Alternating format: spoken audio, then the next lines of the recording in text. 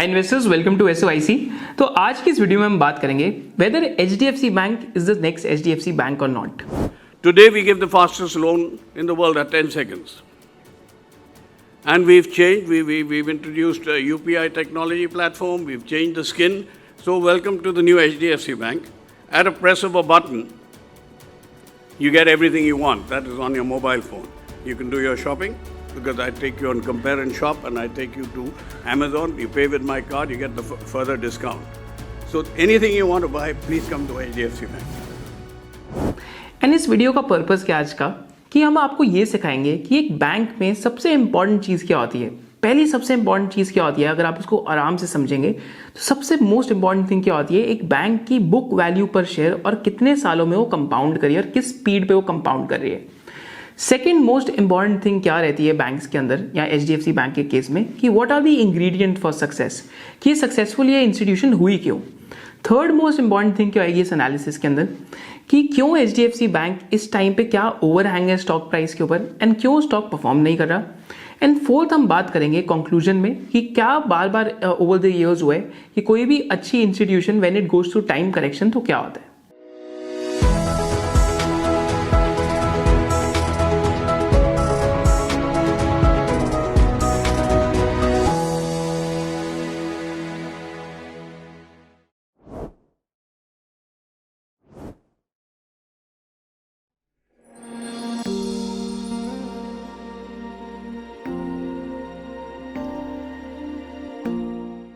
तो पहले हम जो मोस्ट इंपॉर्टेंट थिंग है उससे बात स्टार्ट करते हैं कि बुक वैल्यू पर शेयर एक बैंक के अंदर सबसे ज़्यादा इंपॉर्टेंट एस्पेक्ट क्या होता है। तो आपके साथ मैं यहाँ पे दो सिनेरियो लेता हूँ। पहला सिनेरियो लेता हूँ, एक बैंक है, एक बैंकिंग इंस्टीट्यूशन है जो 10% रिटर्न ऑन इक्विटी कमाती है। अब आपके सबके दिमाग में क्वेश्चन क्या आएगा, यार रिटर्न ऑन इक्विटी क्या होता है। तो रिटर्न ऑन इक्विटी क्या होता है, if you just simply understand कि शेयर होल्डर की इक्विटी पे आप कितना नेट प्रॉफिट कमा रहे हैं, या अगर आप इसको हिंदी में समझना चाहेंगे तो अपनी जो लागत है बिजनेस की या जो आपने बिजनेस में पैसा डाला हुआ है उस पर आप कितना पैसा कमा रहे हैं। तो this is the meaning of return on equity, that is net profits upon share holders equity. तो अगर आप फर्स्ट बैंक के केस में देखते हैं तो यहाँ पे रिटर्न ऑन इक्विटी 10% के आसपास है। अब आपको एक चीज तो पता होनी चाहिए कि एक बैंक एक लेवरेज का धंधा है। माने अगर मैं 1 रुपए की इक्विटी लगाता हूँ तो उसके अगेंस्ट मैं ऑलमोस्ट 9 रुपीज़ का लेवरेज भी ले सकता हूँ, क्योंकि लेवरेज क्या होता है कि जो बैंक्स के जो डिपॉजिटर्स हैं उनसे लेवरेज आता है। जो अगर आप बैंक में पैसा जमा कराते हैं तो आपका पैसा ही आगे यूज करके लेंडिंग के लिए यूज करा जाता है। बैंक्स और कहाँ से पैसा रेज कर सकते हैं, बॉन्ड से रेज कर सकते हैं। तो यहाँ पे आप पहले एग्जाम्पल में समझिए कि एक बैंक का इक्विटी था 100 रुपीज़ का और 900 रुपीज़ की उसके पास बोरोविंग्स थी, जिसको हम कह सकते हैं डिपॉजिटर्स का पैसा था या बॉन्ड से पैसा था। टोटल लोन बैंक ने कितने के दिए, 1000 रुपीज़ के बैंक ने लोन दे दिए, क्योंकि बैंक के पास पैसा आ गया, राइट। तो बैंक ने अपने एप्लीकेशन ऑफ फंड्स लगा दी, तो माने एसेट्स में लोन दे दिए। तो 1000 रुपीज़ के बैंक ने लोन दे दिए। पर अब बैंक का रिटर्न ऑन इक्विटी कितने, 10%। तो माने 100 रुपीज़ की इक्विटी पे बैंक कितना कमा रहा है, 10 रुपीज़। तो बैंक का नेट प्रॉफिट कितना हो गया, 10 रुपीज़ के आसपास। अब ये तो ईयर 1 ऑफ बिजनेस था। अब ईयर 2 ऑफ बिजनेस में क्या आएगा कि ये इंस्टीट्यूशन कोई डिविडेंड नहीं दे रही। अगर आप डिविडेंड नहीं दे रहे तो आपके जितने भी मुनाफा होता है, जितना भी नेट प्रॉफिट होता है, that gets added back to your equity. इसको हम रिटेन्ड अर्निंग्स के कॉन्सेप्ट से अकाउंटिंग के अंदर जानते हैं। तो अगर आप रिटेन्ड अर्निंग्स के अंदर देखेंगे तो यहाँ पे क्या सिनेरियो होएगा कि इस बैंक की जो इक्विटी होगी, अब न्यू इक्विटी कितनी होगी, 110 रुपीज़ की। 110 क्यों, क्योंकि पिछले साल का भी 10 रुपीज़ का प्रॉफिट ऐड हुआ। वैसे अब बैंक के जो बोरोविंग्स और डिपॉजिट्स होंगे, क्योंकि बैंक ये 9x लेवरेज ले सकता है, तो यहाँ पे हम अज्यूम करते हैं कि 990 रुपीज़ के आसपास का अब इनका बैंक का जो बोरोविंग्स है और जो डिपॉजिट्स है वो हो गया। लोन बुक अब कितने की हो जाएगी, 1100 रुपीज़ की। तो आप समझ पा रहे हैं कि लास्ट ईयर लोन बुक 1000 की थी, इस साल 1100 की होगी, तो लगभग 10% से ग्रो करेगी। तो माने आप लोन बुक भी उसी स्पीड से ग्रो कर सकते हैं जितना आपका रिटर्न ऑन इक्विटी है। और यहाँ पे रिटर्न ऑन इक्विटी कितना हुआ, अगेन 10% के आसपास। और अब प्रॉफिट्स कितने हो गए इस बैंक के, 11 रुपीज़ के आसपास, जो पिछले साल 10 रुपीज़ के थे। So what you have to understand in the business of a bank, your return on equity matters a lot. कि किस टाइप के आप प्रोडक्ट्स के अंदर लेंडिंग कर रहे हैं, वहाँ पे क्या यील्ड रहता है, एंड साथ साथ आपकी एसेट क्वालिटी बहुत मैटर करती है। क्योंकि एक साल कोई ऐसा आ गया जहाँ पे मेरे NPA बहुत बढ़ गए तो मेरा पूरा प्रॉफिटेबिलिटी बिजनेस का डिस्ट्रॉय हो जाता है। तो बुक वैल्यू पर शेयर कुछ भी नहीं होता। एक बैंक की जो शेयर होल्डर की इक्विटी होती है, कितनी शेयर होल्डर की इक्विटी किस स्पीड पे कंपाउंड कर रही है, उसी को हम बुक वैल्यू कहते हैं। और पर शेयर पे निकालनी है तो आपको क्या करना है, बस नंबर ऑफ शेयर्स आउटस्टैंडिंग से उसको बेसिकली डिवाइड करना है। अगर आप शेयर होल्डर्स इक्विटी यहाँ पे लेंगे और उसको नंबर ऑफ शेयर्स आउटस्टैंडिंग से डिवाइड कर देंगे तो आपके पास बुक वैल्यू पर शेयर आ जाएगी। सेकेंड सिनेरियो लेते हैं। अब यहाँ पे ऐसा एक और बैंक है जो 20% रिटर्न ऑन इक्विटी कमाता है। तो 20% रिटर्न ऑन इक्विटी का क्या मतलब हुआ, तो सिनेरियो 1 में हमने 10% देखा। 20% रिटर्न ऑन इक्विटी में क्या होगा कि 100 रुपीज की इक्विटी है, 900 रुपीज के बोरोविंग्स हैं, टोटल लोन 1000 रुपीज के हैं, बट अब यहाँ पे 20% रिटर्न ऑन इक्विटी है, तो माने 100 रुपीज की इक्विटी में आप 20% कमा रहे हैं, तो आपके नेट प्रॉफिट कितने हो जाएंगे, 20 रुपीज के। और अगले साल क्या आएगा कि आप वो 20 रुपीज आपका वापस ईयर 2 में जो आपकी शेयर होल्डर्स इक्विटी है उसमें जाके ऐड हो जाएगी। तो अब इस सिनेरियो में क्या आएगा, पिछले साल मेरी इक्विटी 100 की थी, इस साल मेरी इक्विटी होगी कितने की, लगभग 120 के आसपास की। पिछले साल मैं अगर 9x लेवरेज ले रहा था तो मैं कितने तक पे ले पा रहा था, मैं 1000 तक के लोन दे पा रहा था, पर अब जो मेरी बोरोविंग्स होंगी या फिर जो मेरे जो लेवरेज होगी अब कितनी हो जाएगी, 1080 के आसपास, और मेरी इक्विटी 120 है, तो मेरे टोटल लोन्स कितने हो जाएंगे, 1200 के आसपास। आप समझ पा रहे हैं, क्योंकि रिटर्न ऑन इक्विटी ज्यादा है तो लोन की कंपाउंडिंग भी 20% से होगी, राइट। एंड अगर 1200 रुपीज के लोन दे रहा हूं और 20% रिटर्न ऑन इक्विटी है, और अगर मेरे इक्विटी इस बार 120 की है, तो मेरा प्रॉफिट कितना हो गया, आप बताइए मेरे को कि अगर रिटर्न ऑन इक्विटी मेरी 20% है और इक्विटी मेरी बिजनेस में 120 है, तो 20% कितना हो गया 120 का, 24। सो अगेन ईयर 1 के अंदर मेरा यहाँ पे 20 रुपीज का प्रॉफिट था, जो ईयर 2 में 24 रुपीज का हो गया। सो this is the beauty of a banking business कि आप अपनी रिटर्न ऑन इक्विटी आपकी जितनी है, अगर आप अच्छे से लेंड करेंगे तो उस स्पीड पे आप अपने प्रॉफिट्स को ग्रो कर पाएंगे। इस वजह से बजाज फाइनेंस को आज 6 to 7x price to book मिलता है, क्योंकि इसकी रिटर्न ऑन इक्विटी 20 to 22% है। चोलामंडलम को 4-5x प्राइस टू बुक मिलता है, क्योंकि उसकी रिटर्न ऑन इक्विटी 17 to 18% से ज्यादा है। इस वजह से HDFC बैंक को बहुत लंबे सालों से प्रीमियम मिला है, क्योंकि उसकी रिटर्न ऑन इक्विटी ज्यादा है। पर यह सिर्फ एक सिंपल रीजन नहीं है, इसका अटैच एक बहुत सेकंड इंपॉर्टेंट रीजन भी है। क्या है वो सेकंड रीजन जो आपको समझना बहुत जरूरी है, absolutely it is really important for you to understand. It is control over asset quality. Suppose करते हैं कि आपका एक साल में प्रॉफिटेबिलिटी 10 था, पर आपकी रिटर्न ऑन इक्विटी 20% थी, तो अगले साल प्रॉफिट्स 12 रुपीज के आने थे, बट आपने इतने खराब लोन दे दिए कि आपके लोन का पैसा ही वापस नहीं आया। तो इस सिनेरियो में क्या आएगा, क्रेडिट कॉस्ट आएगा, और क्रेडिट कॉस्ट के चक्कर में क्या आएगा कि जो आपका 10 का प्रॉफिट 12 रुपीज में जाना था, आपका 1 रुपी का 1 रुपी पूरा उड़ जाएगा, क्योंकि आपका क्रेडिट कॉस्ट में वो पैसा वेस्ट हो गया। सो this is the idea of controlling your asset quality. अगर आप HDFC बैंक के केस में देखते हैं तो बुक वैल्यू पर शेयर की अगर आप कंपाउंडिंग पे फोकस करते हैं, दिस इज अ की मेट्रिक, क्योंकि लंबे समय में अगर बुक वैल्यू पर शेयर कंपाउंड हुई है तो माने एसेट क्वालिटी पे बड़ा अच्छा कंट्रोल है। तो FY 96 में 1.11 रुपीज की बुक वैल्यू पर शेयर थी, जो आज लगभग बढ़ के FY 22 में 432 रुपीज की हो गई है। FY 18 में 204 की थी, तो पिछले 4 साल में भी डबल हो गई है। FY 14 में 90 की थी, तो 90 से 204 हुई है, तो मोर देन डबल हुई है। FY 14 में 90 थी, तो FY 10 में 47 की थी, अगेन मोर देन डबल हुई है। तो हर 4 साल के अंदर HDFC बैंक अपना बुक वैल्यू पर शेयर यहाँ पे क्या करते जा रहे हैं, डबल। अगर बुक वैल्यू पर शेयर हर 4 साल के अंदर HDFC बैंक की डबल हो रही है, तो माने HDFC बैंक का जो रिटर्न ऑन इक्विटी है वो भी 16 to 18% के बीच में है, और वो अपनी एसेट क्वालिटी को मेंटेन कर पा रहे हैं। अब ये बहुत इंपॉर्टेंट पॉइंट क्यों है, क्योंकि यहां पे मैं अब आपको जो RBL बैंक है उसका एग्जाम्पल दिखाता हूं। RBL बैंक का पिछले 3 से 4 साल में in spite of loan book growth and everything, return on equity एक तो सिंगल डिजिट है, एंड अगर बुक वैल्यू पर शेयर अगर आप देखेंगे तो उनकी बुक वैल्यू ग्रो ही नहीं करी। अगर आप यहां चेक करते हैं तो RBL बैंक की जो बुक वैल्यू है अगर आप चेक करते हैं तो 2020 में 10,565 करोड़ की थी, जो 9 मंथ एंडिंग FY 23 में 13,295 करोड़ की हुई है। तो माने लगभग सिर्फ 7-8% के रेट पे कंपाउंड करी है। इस वजह से RBL बैंक का जो स्टॉक प्राइस है इट हैजंट डन वेल। और रीजन क्या है कि अगर आप क्रेडिट कॉस्ट देखते हैं FY 21 और FY 22 में, तो FY 21 में 4% हो गया था और FY 22 में क्रेडिट कॉस्ट 5% हो गया था। माने ग्रॉस नॉन परफॉर्मिंग एसेट और खराब एसेट क्वालिटी बहुत ज्यादा आ गई थी, जिसकी वजह से जो मेरी शेयर होल्डर की लागत या नेटवर्थ थी वो उसमें हुआ इरोजन। आपको बुक वैल्यू फिर भी ज्यादा क्यों दिख रही है, क्योंकि इन्होंने इक्विटी रेज करा है। रिटर्न ऑन इक्विटी अगर आप HDFC बैंक की देखते हैं over a long period of time, you will find कि return on equity HDFC bank की FY 99 में तो 29% थी, बट कभी भी return on equity HDFC bank की पिछले 26 to 27 ईयर्स के लॉन्ग टर्म ट्रैक रिकॉर्ड में बिलो 15% नहीं गई।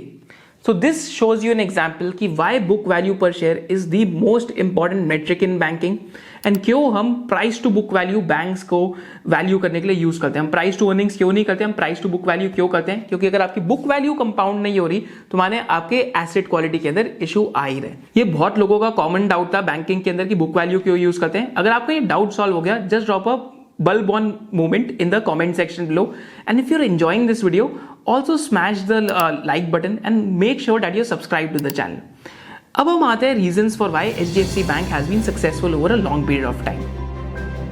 तो पहला रीजन ऑफ सक्सेस क्या था HDFC बैंक का? सिंपल रीजन था कि HDFC बैंक की जो कोर बैंकिंग टीम थी, अगर आप आदित्य पुरी की बात करते हैं तो मिस्टर आदित्य पुरी बैंक के साथ बहुत लंबे समय के लिए रहे.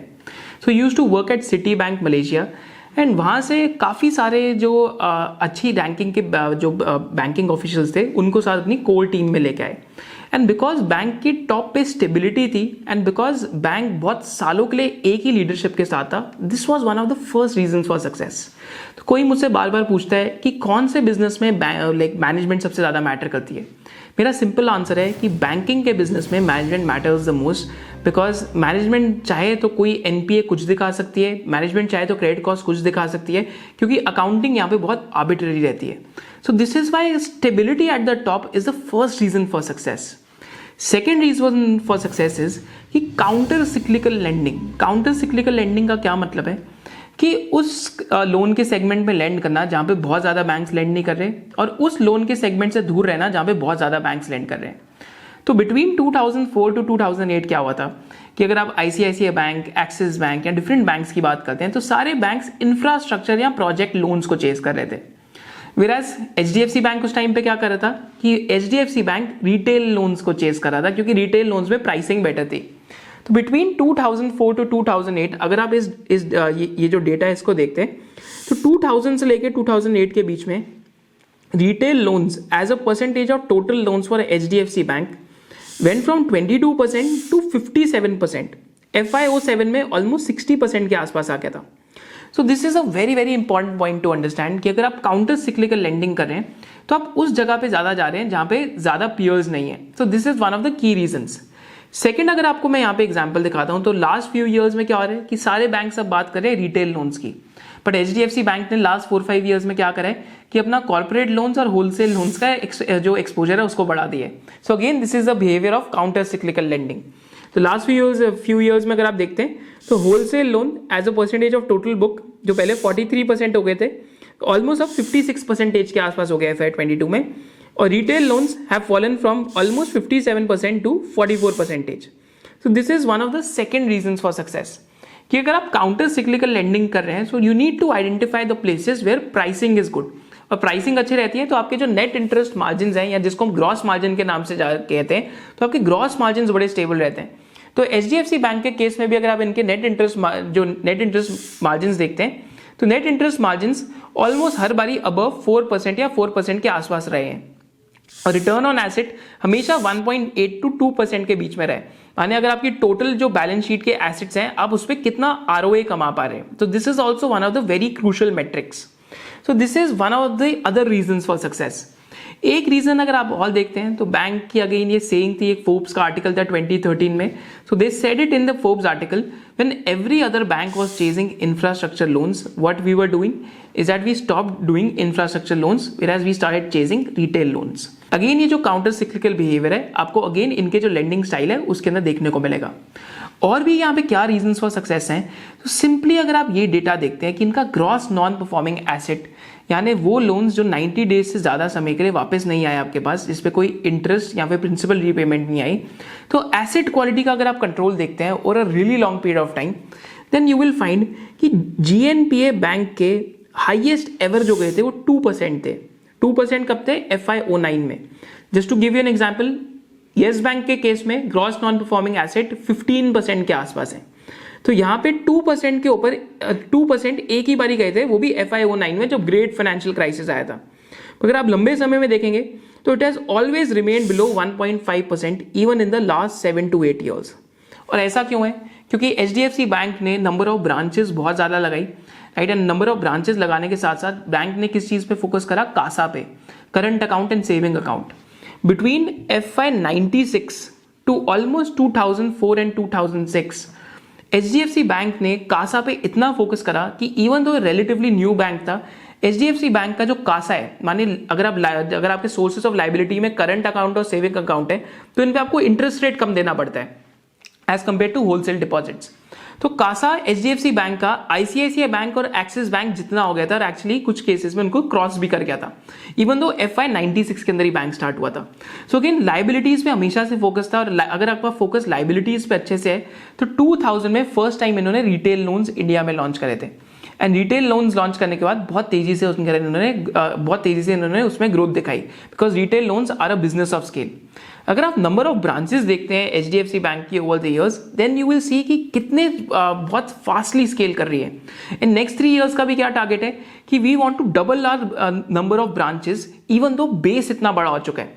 अगर आज HDFC बैंक का बेस ऑलमोस्ट 15 लाख करोड़ का हो चुका है, 15 लाख करोड़ के बेस पे भी आज industry size almost 12% per annum पे ग्रो कर रहा है। नेक्स्ट 5 इयर्स में भी इनका क्या टारगेट है कि इनको अपनी ब्रांच का जो नेटवर्क है उसको डबल करना है। तो ब्रांच नेटवर्क ऑलमोस्ट आज मोर देन 7000 है, एंड 7000 से इनको अपनी ब्रांचेस ऑलमोस्ट 14000 तक लेके जानी है।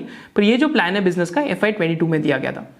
सो what you have to realise कि की इंग्रेडिएंट फॉर सक्सेस क्या रहे हैं, that is simplest of the simple. इसकी उसी सेगमेंट पे जाना जहाँ पे आप रिस्क को मैनेज कर सकते हैं, एसेट क्वालिटी को कंट्रोल करना।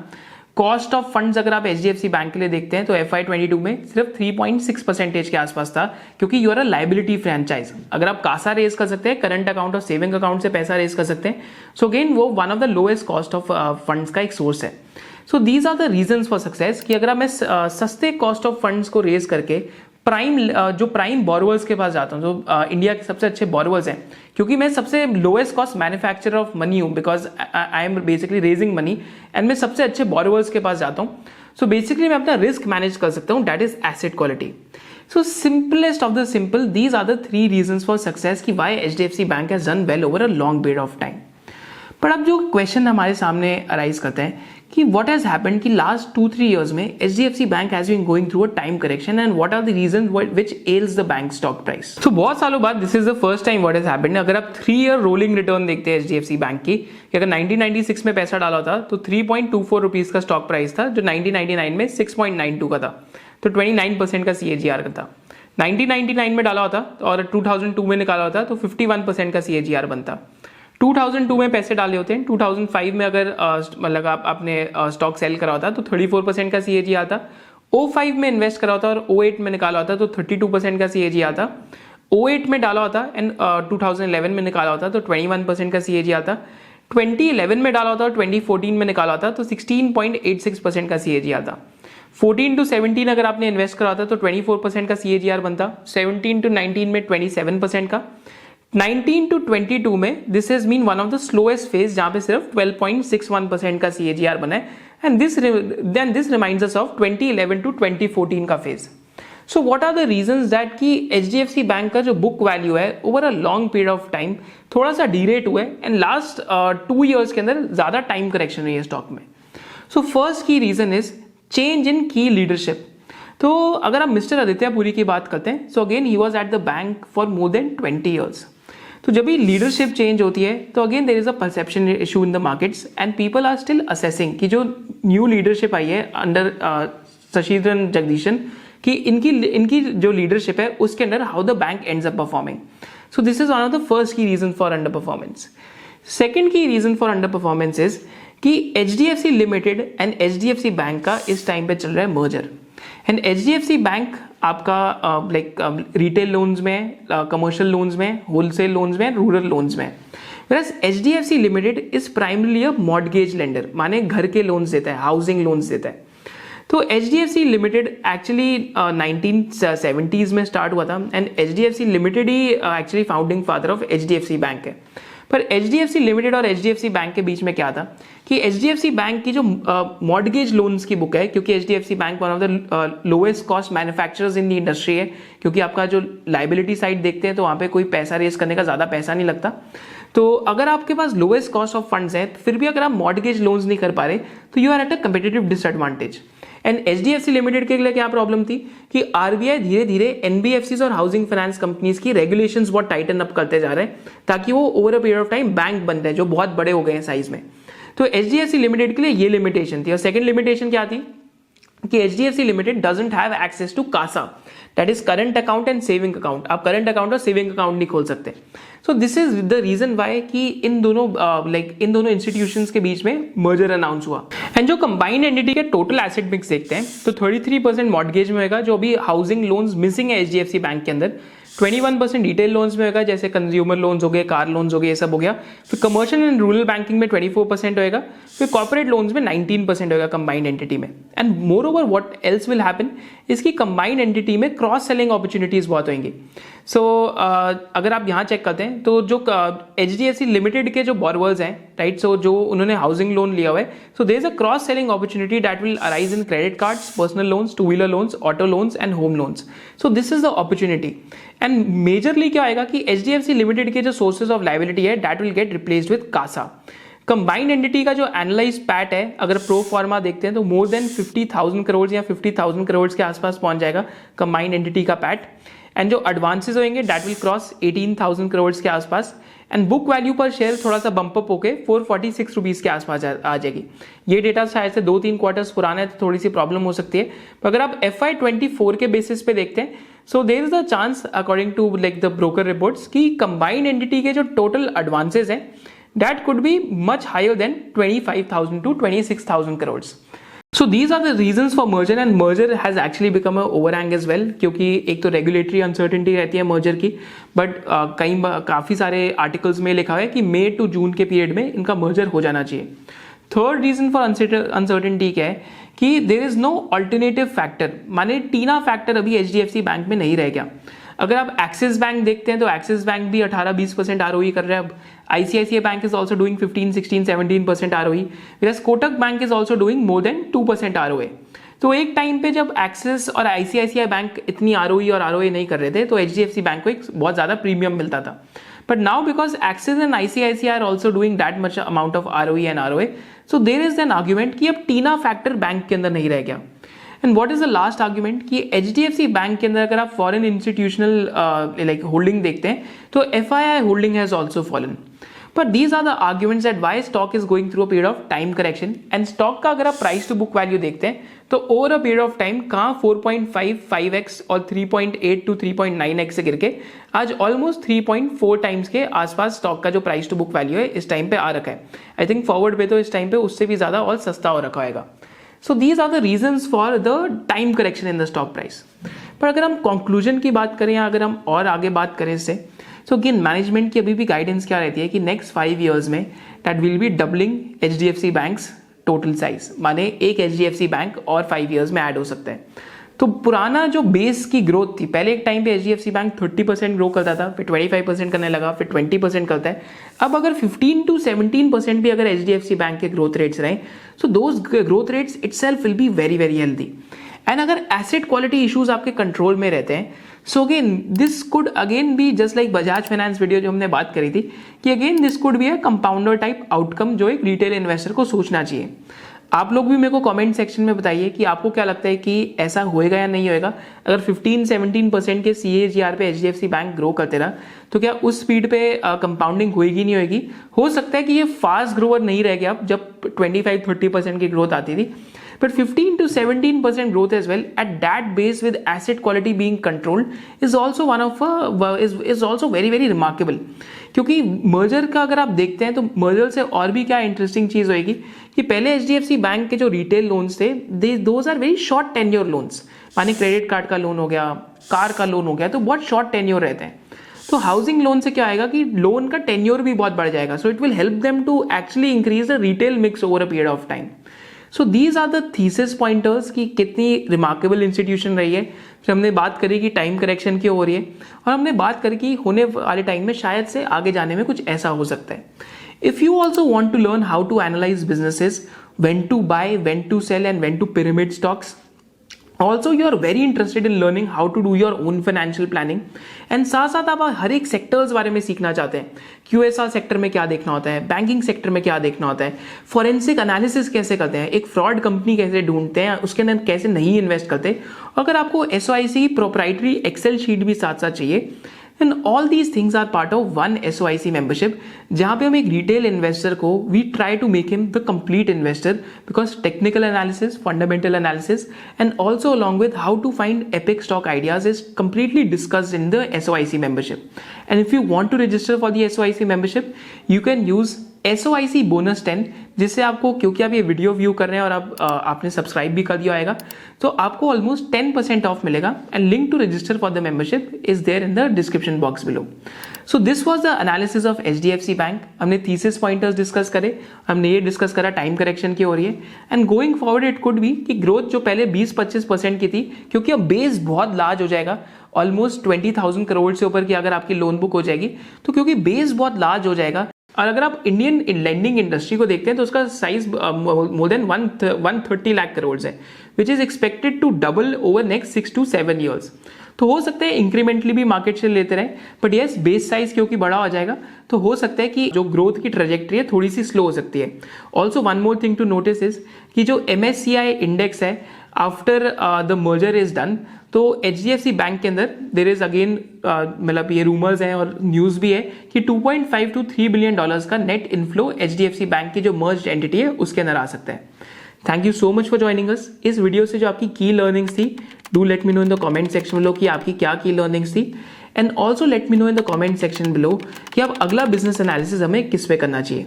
Thank you so much for joining us. Hope to see in the next business analysis of SOIC. जय हिंद.